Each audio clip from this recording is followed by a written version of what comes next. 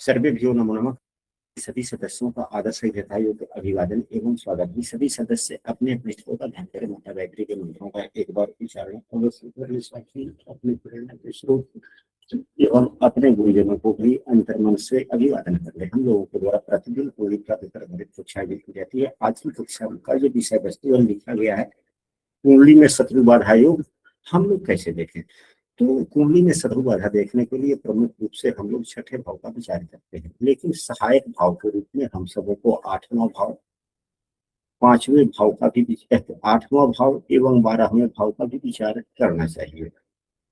साथ ही शत्रुता कोई किससे करता है, तो लग्न से करता है। लग्न को भी हम सबों को देखना चाहिए। यदि सबसे प्रमुख सूत्र इसका है, बेसिक नियम है कि यदि छठे भाव पर किसी भी क्रूर ग्रह का, छठे भाव पर किसी भी क्रूर ग्रह का प्रभाव अधिक हो, अशुभ स्थिति का किसी भी क्रूर ग्रह का प्रभाव हो, तो परेशानी होती है शत्रुओं से। अब यहाँ पर इस उदाहरण कुंडली में देखा जाए, देवगुरु बृहस्पति की दृष्टि है। इस उदाहरण कुंडली में देवगुरु बृहस्पति की दृष्टि है, लेकिन यह दृष्टि अप्रभावी है। यह दृष्टि अप्रभावी है। अप्रभावी है।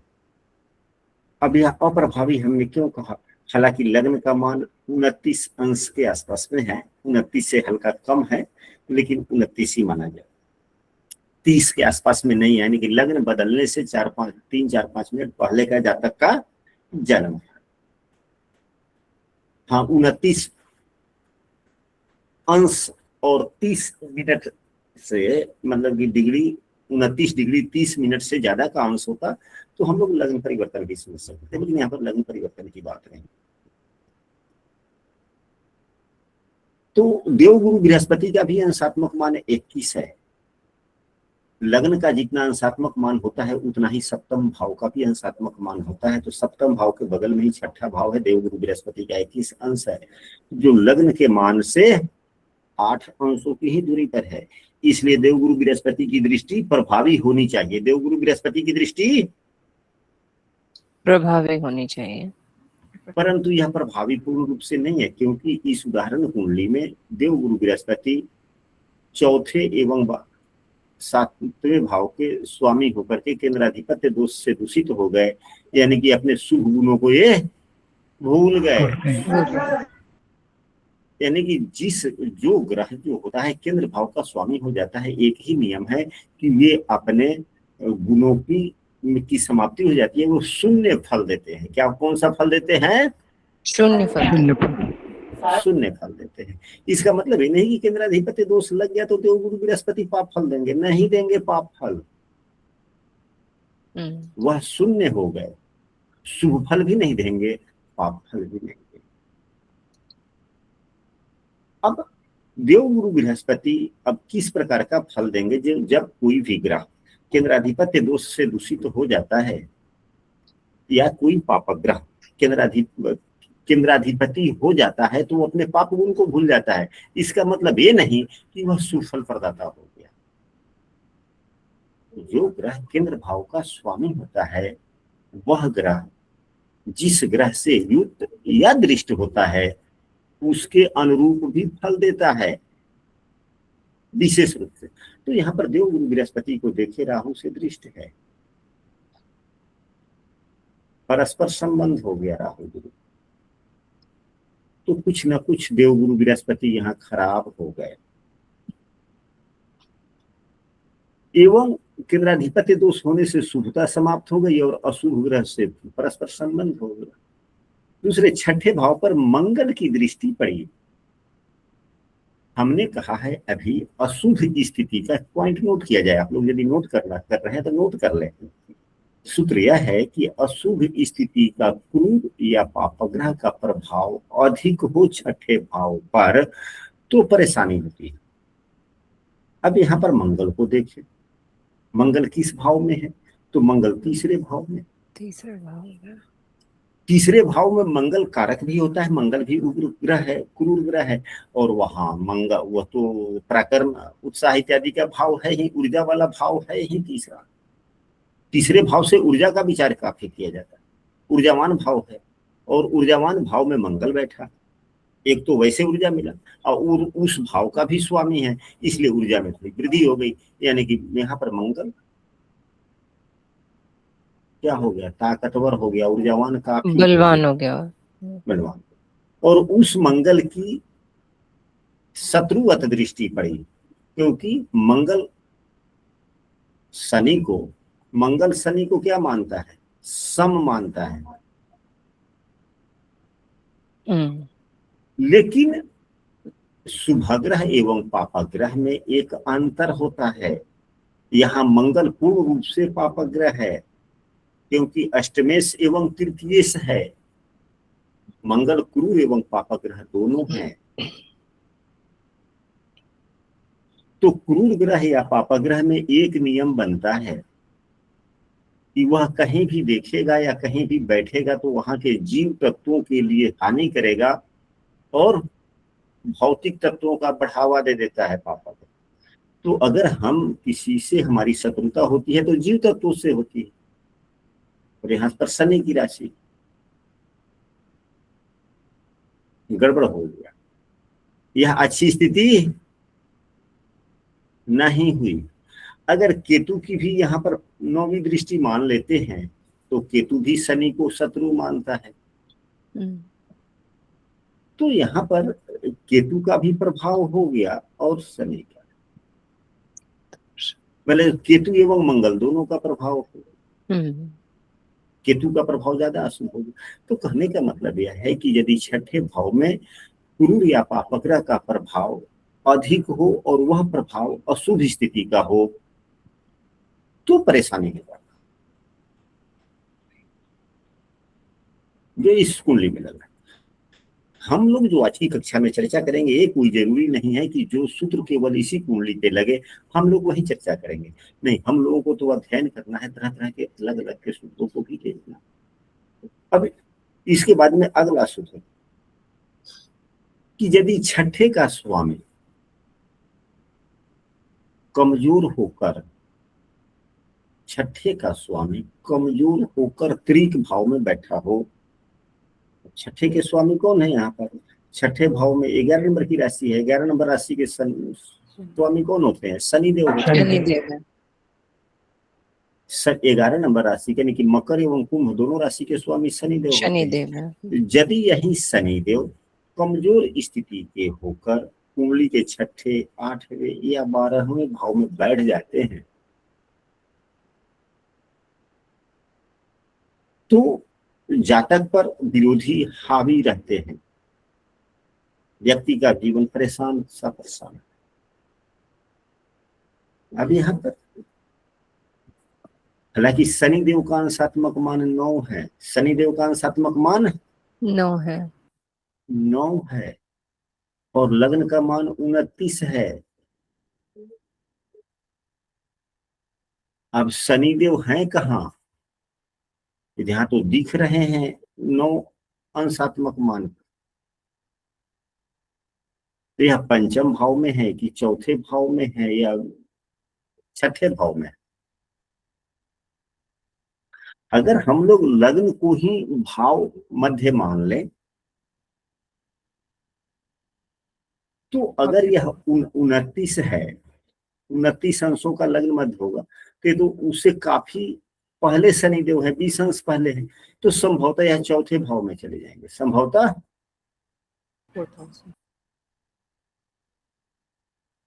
शनिदेव कितने अंशों पर उनकी तीसरी दृष्टि होती है हम सबों को यह भी जानना है।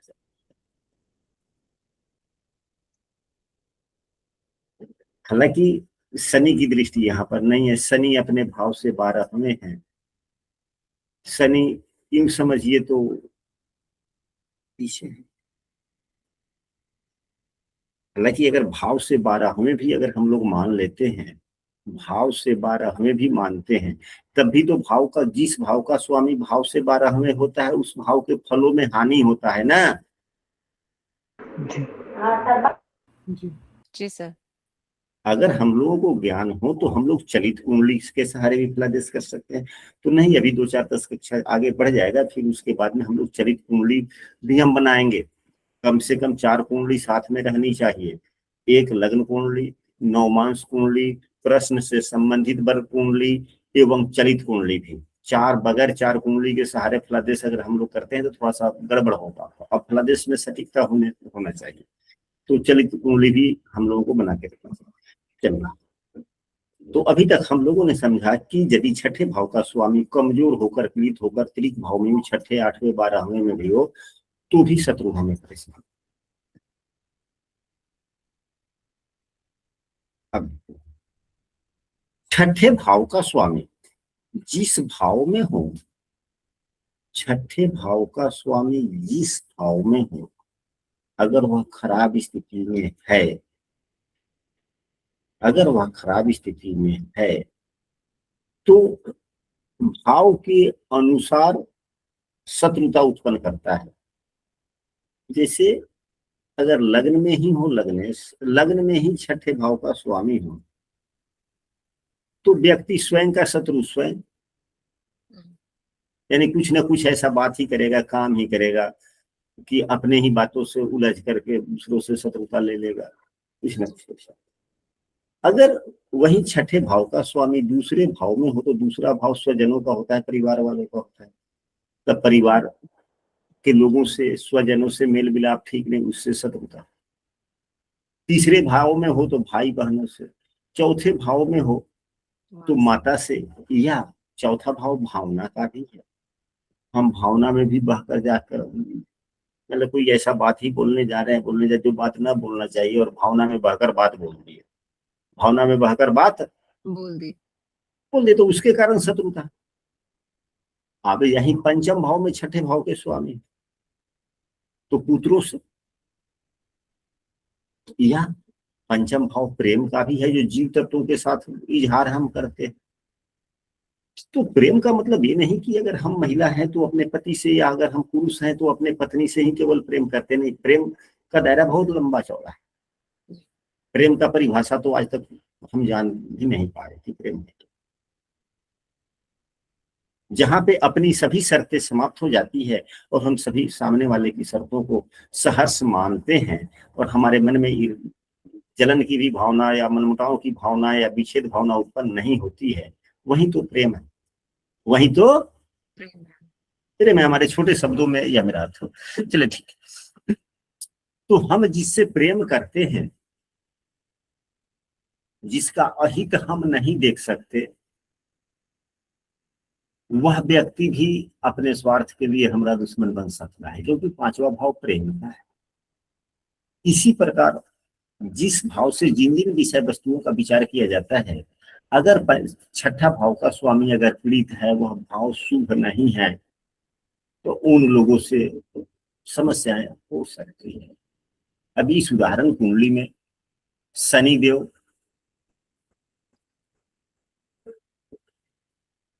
स्थित स्थिति में नहीं है, क्योंकि एक तरफ राहु बैठा हुआ है तो दूसरे तरफ केतु भी है।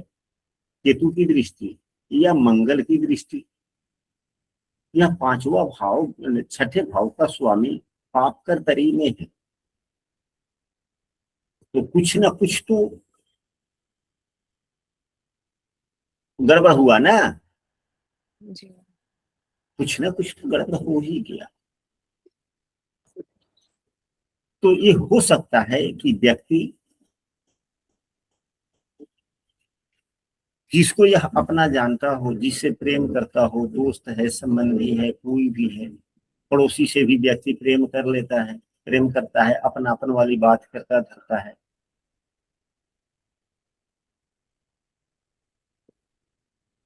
वह इनके शत्रु हो सकते। यानी कि यह व्यक्ति अपना अगर डेवलपमेंट कर रहा हो तो सामने वाले को जलन हो सकती है, कुछ भी हो सकता है। शत्रुता के तो कई कारण हो सकते हैं। अगर छठे भाव का स्वामी, यदि छठे भाव में, यदि छठे भाव में अच्छे स्थिति का कोई भी क्रूर ग्रह हो, छठे भाव में यदि कोई भी क्रूर ग्रह अच्छे स्थिति में हो, सूर्य हो या मंगल हो, तो शत्रुहंता योग भी बनाता है, जो इस उदाहरण कुंडली में नहीं दिख रहा है। वैसे शुभग्रह होते हैं अच्छी स्थिति में, वो भी शत्रु को कमी करते हैं, लेकिन शत्रुहंता योग नहीं बनाते। क्रूर ग्रह शत्रुहंता योग बनाते हैं, लेकिन उनकी स्थिति अच्छी होनी चाहिए। 12वें भाव से भी शत्रु का विचार किया जाता है, लेकिन वह गुप्त शत्रु, ऐसा शत्रु जिसको पता नहीं आपको चल पाता है। कभी कभी ऐसा होता है कि हम जिसको अपना ही समझते हैं, उस पर विश्वास भी करते हैं, हम अपने कार्यों के बारे में उससे बताते हैं, और जो बता देते हैं वह सुन लेता है, हमारी राज की बात को भी समझ लेता है, और उस बात को लेकर के कुछ ऐसा वह चाल चल देता है जिससे हमारी कार्य खराब हो जाती है। ऐसी भी बात होती है कभी कभी, नहीं होती? होती। ऐसी ही बात होती है। तो यह 12वां भाव से इन चीजों का विचार किया जाता है। अब यह 12वें भाव में राहु हो और खराब हो रहे हो, मंगल से युक्त दृष्टि हो जाए, ऐसी राशि में हो जिसके स्वामी नीच राशि में हो जाए, राहु को खराब कैसे माना जाता है? तो ज्यादातर राहु जिस राशि में होता है, वह ग्रह यदि अच्छे स्थिति में नहीं है तो राहु को खराब माना जाता है। और वह जिस राशि में है, उस राशि का स्वामी शुभ है, शुभ भाव में है, बलवान है, तो राहु को भी शुभ मान लिया जाता है। राहु यदि शुभ ग्रह से युक्त दृष्ट है तब भी शुभ मान लिया, क्योंकि राहु जिसके साथ में होता है उसको समाप्त कर देता है और उसके सभी गुणों को ओढ़ लेता है। तो यहाँ राहु एक तो केंद्राधिपत्य दोष से दूषित होकर देव गुरु बृहस्पति शून्य फल देने वाली स्थिति में 12वें भाव में हो गए, तो अब राहु में क्या गुण रहा? राहु में कौन सा गुण आ गया? तो राहु में तो गुरु का गुण आएगा या चंद्रमा का आएगा, क्योंकि यह चंद्रमा के साथ में है। राहु का अंशात्मक मान 17 है, चंद्रमा का अंशात्मक मान 22 है, 5 अंशों का अंतर है। तो राहु चंद्रमा के गुणों को अवशोषित करेगा कुछ, या नहीं तो जिस राशि में बैठा है उसका। तो अब जिस राशि में बैठा है वह ग्रह तो शून्य फल प्रदाता हो गया, उसकी तो शुभता ही समाप्त हो चुकी है, तो शुभ तो गुण लेगा नहीं। अब चंद्रमा, तो चंद्रमा को भी देखें, सूर्य के बगल वाली राशि में है, यानी कि चंद्रमा भी क्षीण है, तो क्षीण चंद्रमा को पापा ग्रह भी कहा गया है। तो राहु यहाँ शुभ हुआ या अशुभ हुआ? अशुभ हुआ। राहु यहाँ शुभ हुआ या अशुभ हुआ? अशुभ। राहु अशुभ हो गया। तो अशुभ राहु की दृष्टि अगर 12वें भाव पर पड़ती है, या अशुभ राहु की स्थिति 12वें भाव में होती है, तो ऐसे ऐसे भी शत्रु होते हैं, पता ही नहीं चलता कि कौन है, हमारे कार्यों को कौन नुकसान कर रहा है, हम कैसे परेशान हो रहे हैं, शत्रुओं को भी नहीं पहचान पाते, शत्रुओं को व्यक्ति पहचान नहीं। 12वें भाव में यदि खराब स्थिति का चंद्रमा हो तो भी व्यक्ति परेशान होता रहता है, कार्यों का नुकसान होता रहता है। व्यक्ति काम करेगा कुछ और, पता चलेगा कि बिगड़ गया। यह 12वें भाव का अशुभ चलन।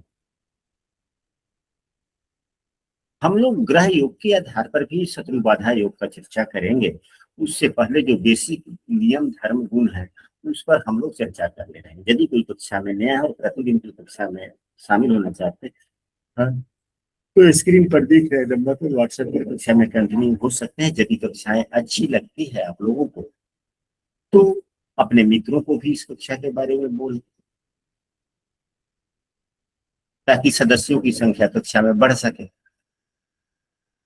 अब आठवां भाव अचानक होने वाले घटनाओं का भी, आठवां भाव अचानक होने वाले घटनाओं का, यदि आठवें भाव में राहु या शनि खराब स्थिति के हों, हालांकि इस कुंडली में छठा भाव पर मंगल की दृष्टि हल्का खराब कर रहा है, केतु की दृष्टि खराब कर रहा है, भाव का स्वामी अपने से 12वें पाप कर्तरी में है, खराब कर रहा है, व्यक्ति का मन ही स्वयं भ्रमित है या थोड़ा सा संकालू बना रहा है, एवं राहु की 12वें भाव पर दृष्टि पड़ना और शून्य फल प्रदाता स्थिति में बनकर देवगुरु बृहस्पति का वहां होना, यह थोड़ा खराब किया। और भी सूत्र हम लोग पढ़ते हैं जो अब यहाँ पर आठवें भाव में यदि शनि या राहु खराब स्थिति में हो, आठवें भाव में यदि राहु या शनि खराब स्थिति में हो तो अचानक समस्या आ जाती है, क्योंकि भाव अचानक का भी है।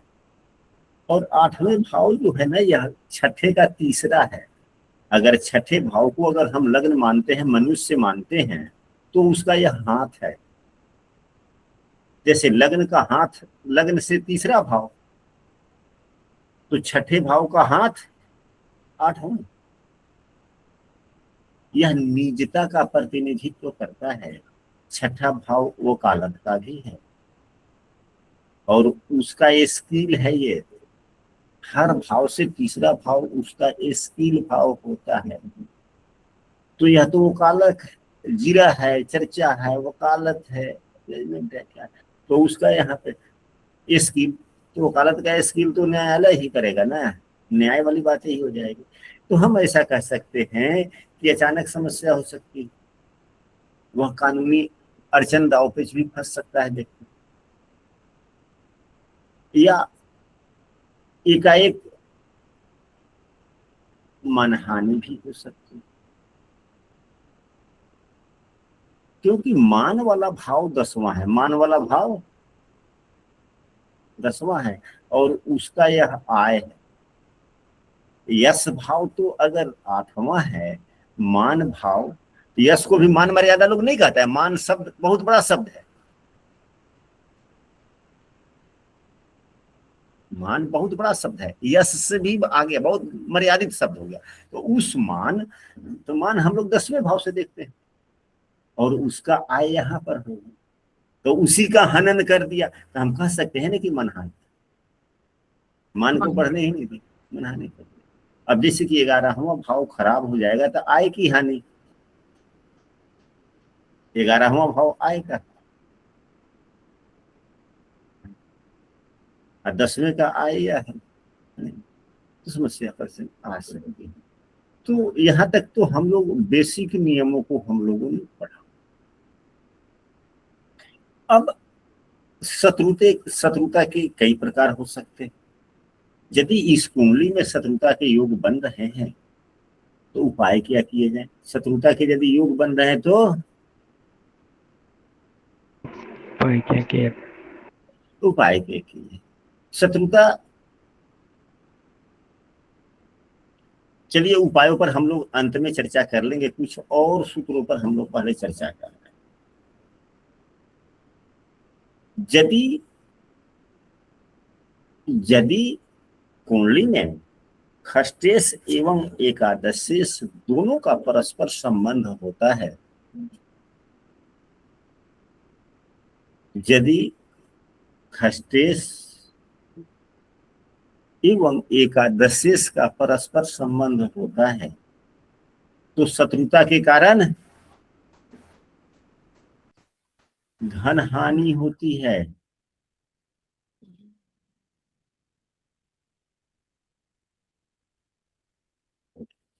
यदि पंचमेश छठे भाव में हो, यदि पंचमेश छठे भाव में है और छठे भाव का स्वामी, यहाँ पर पुत्र से शत्रुता की हम चर्चा कर रहे हैं, संतान से शत्रुता की चर्चा कर रहे हैं कि यदि पंचम भाव का स्वामी छठे भाव में आ गया, यानी कि पुत्र भाव का स्वामी शत्रु भाव में आ गया, तो यहाँ से शत्रुता थोड़ी जन्म ले लिया, शत्रुता थोड़ा जन्म लिया अपने संतान से, मनमुटाव, संतान का बात न मानना, यानी कि हम जो बात बोल रहे हैं हमारी बात संतान न मानना, यानी कि पंचमे से जब छठे भाव में आते हैं तो संतान हल्का फुल्का विचारों में मतभेद देखने को मिलता है। अब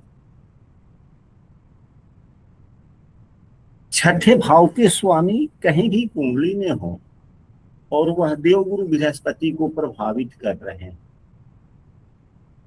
देवगुरु बृहस्पति संतान के कारक हैं, संतति के कारक देवगुरु बृहस्पति,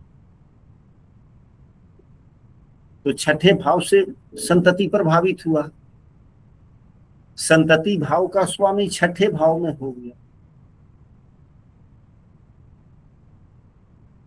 फिर क्या होगा? यानी कि छठे भाव से हम लोगों ने यहां पर यह सीखा कि यदि छठे भाव से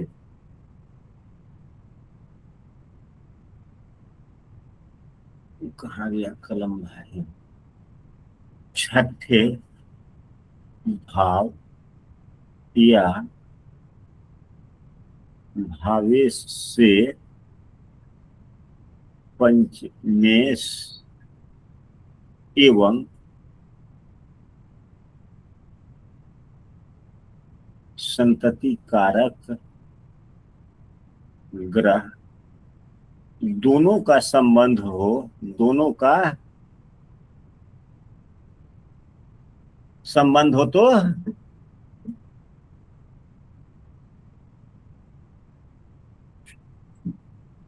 तो क्या संतान से संबंधित समस्याएं हो सकती है कि नहीं हो सकती है? हो सकते हैं। होने की संभावना बनती। हम लोगों ने यहाँ पर कई कुंडलियां बनाई हैं, नवमांश भी बनाया है, त्रिशांश भी बनाया है। उपायों से पहले इस दोनों कुंडलियों का उपयोग हम लोग कर लेंगे। छठे भाव में शनि हो या राहु, अगर नीच का न हो, शत्रु राशि का न हो, बलवान स्थिति में हो, छठे में शनि राहु बलवान स्थिति में हो, लग्न संधि पर न हो, यानी कि लग्न के अंशात्मक मान से 15 अंशों की दूरी पर न हो, लग्न के अंशात्मक मान से 10 अंशों के भीतर में हो, आगे पीछे हो, जितना नजदीक होगा उतना ही उत्तम, तो शत्रुहंता योग बनता है। तो शत्रुहंता योग बनता है। और हमने पूर्व में भी कहा था कि अगर क्रूर ग्रह है, सूर्य है, मंगल है, अच्छी स्थिति का है, तो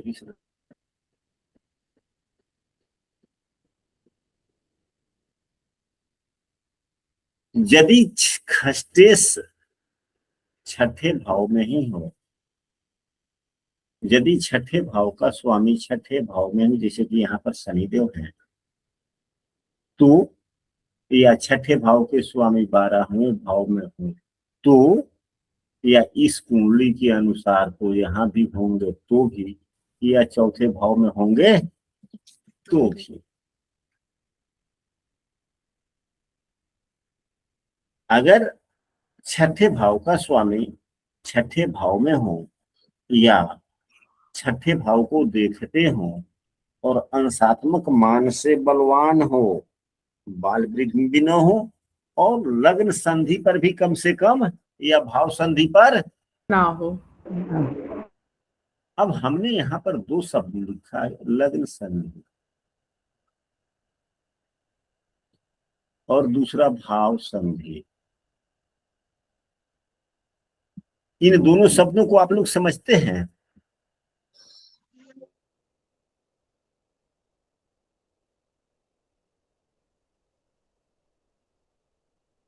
जो सदस्य यदि नहीं समझते हैं तो प्रत्युत्तर दे कि हम नहीं समझते। समझा दीजिए सर को।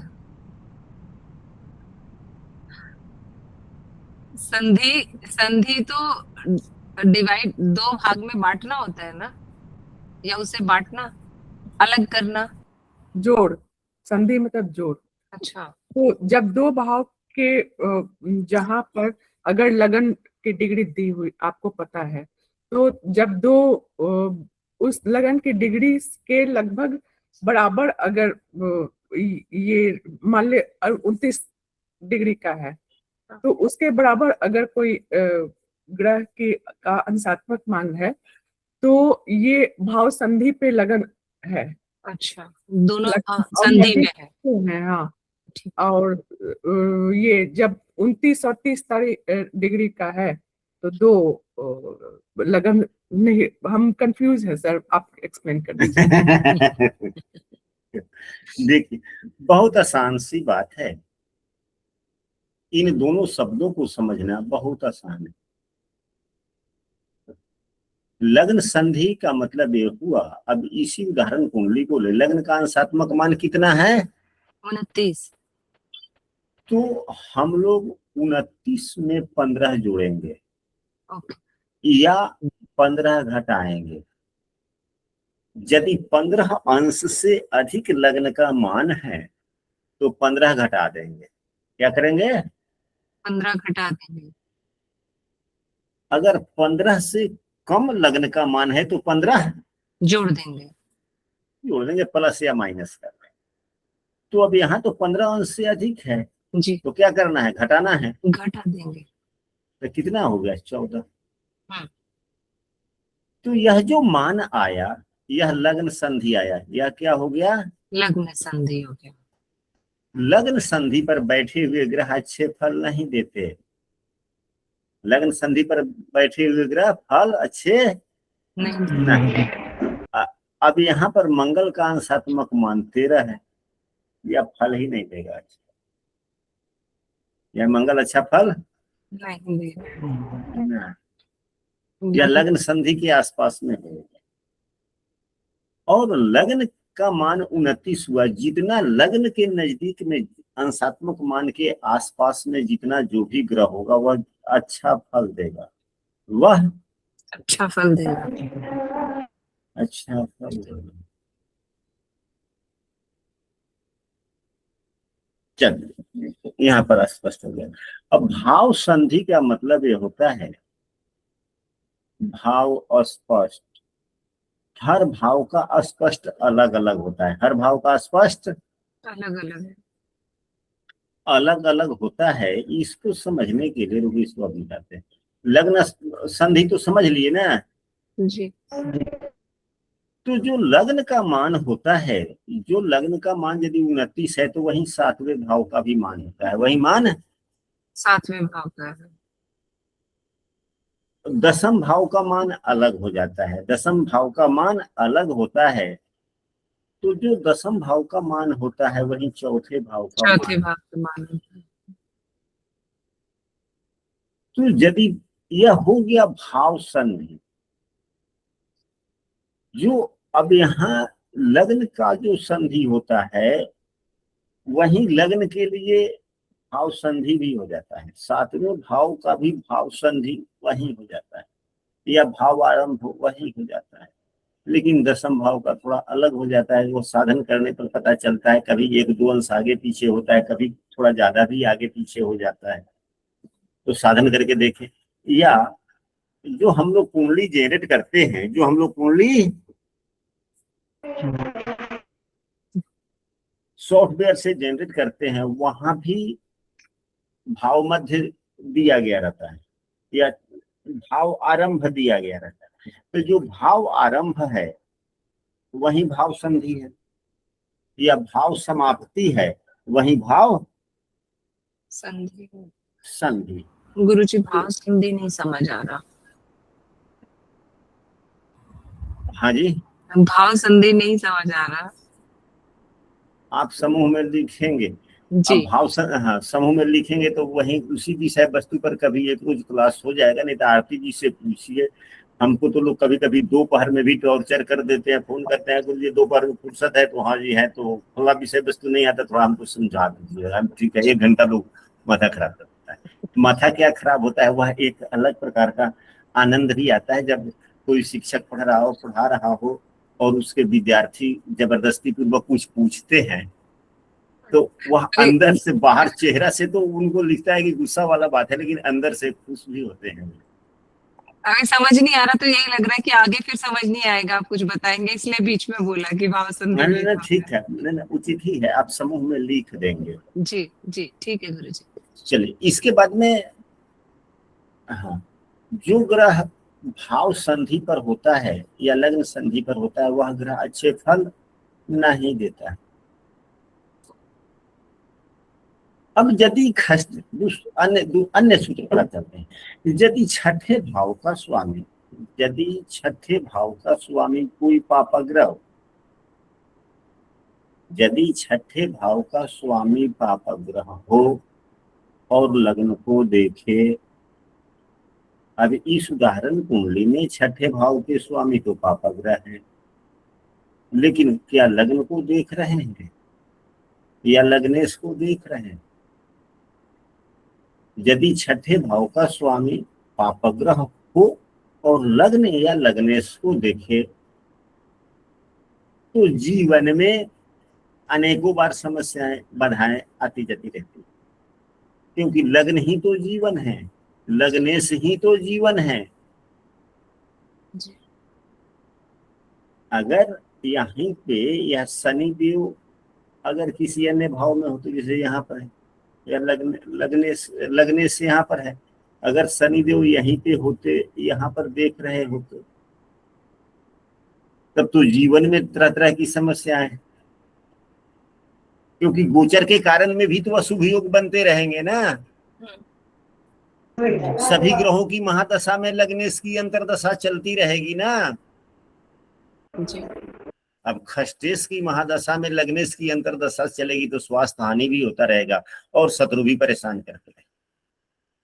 कभी कभी किसी व्यक्ति को आप लोग देखते होंगे कि स्वास्थ्य भी खराब हो रहा है और शत्रु भी पीछा कर रहा है।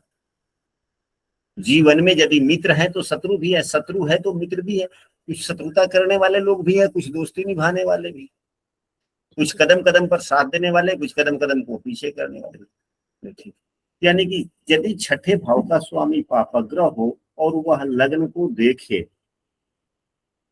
तो जीवन में तरह तरह की समस्या।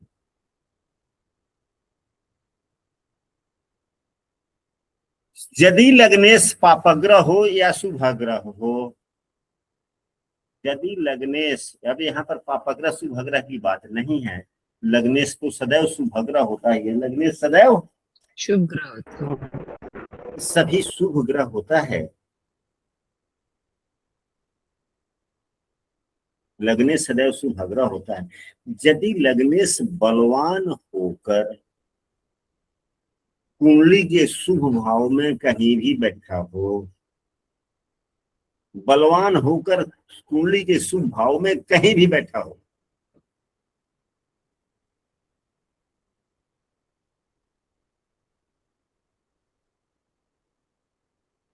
तो बहुत अच्छी स्थिति होती है।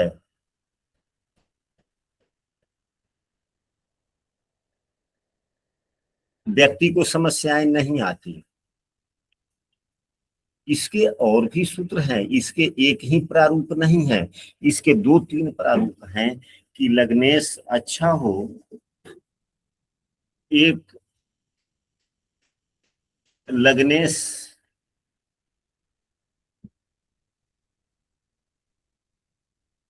अच्छा बलवान है, पहला है, तो समस्याएं नहीं आती है। साथ में समस्याओं के, हमारे कष्टों के कारक कौन है? शनिदेव। दुखों के कारक कौन से ग्रह हैं? शनिदेव। शनिदेव। अगर शनिदेव निर्बल हो शत्रु क्षेत्री हो, यानी कि शनि खराब, शनि कमजोर,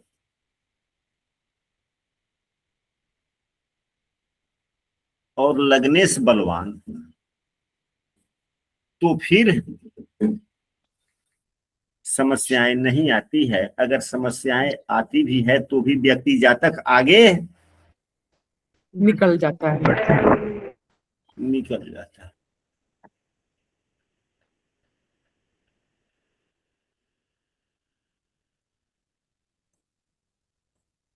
यदि राहु देव चौथे भाव में हो या 8वें भाव में हो और छठे भाव से संबंध, छठे भाव के स्वामी से संबंध बनाते हैं, तो भी शत्रुघ्नता योग का निर्माण।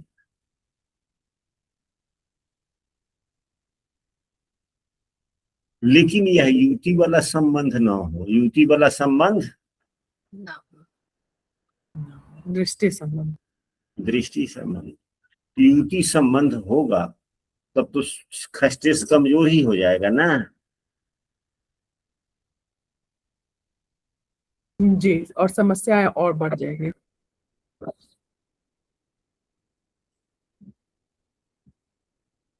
और राहु क्या है, अब छठे भाव के स्वामी ने आपको विजय कराएगा या समस्या, मतलब कि आपको विजय कौन देगा, आगे कौन लेके जाएगा, खस्टेस लेके जाएगा ना। किसी भी भाव का स्वामी अपने भाव के लिए बुरा फल देता है कभी क्या? नहीं देता। नहीं देता। तो 8वां भाव आकस्मिक सोच का है, चौथा भाव मन का है, और राहु भी एकाएक बुद्धि देने वाले ग्रह हैं, और खस्टेस और एकाएक बुद्धि दोनों का मिलन हो जाएगा तो फिर क्या होगा?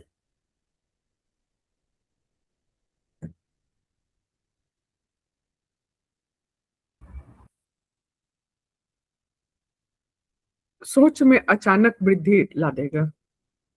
तो फिर अच्छा होगा।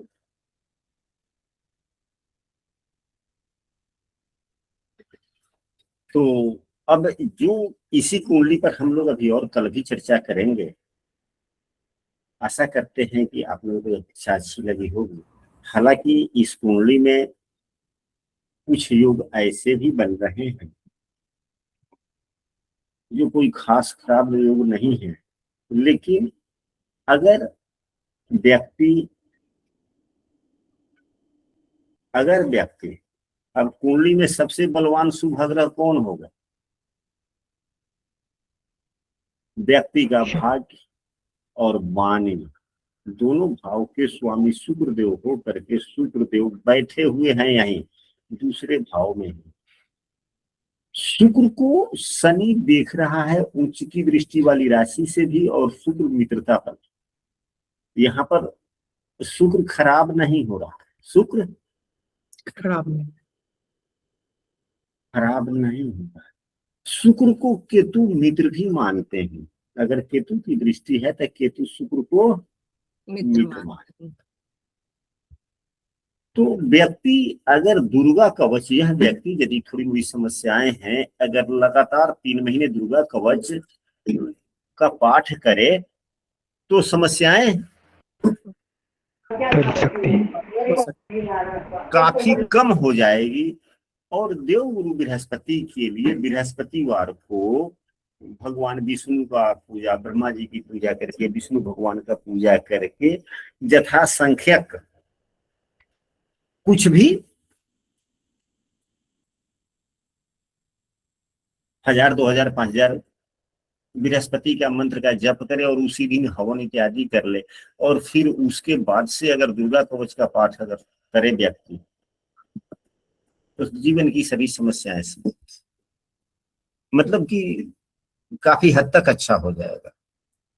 तो आशा करते हैं कि आज की कक्षा आप लोगों के लिए आनंददायक रहा होगा।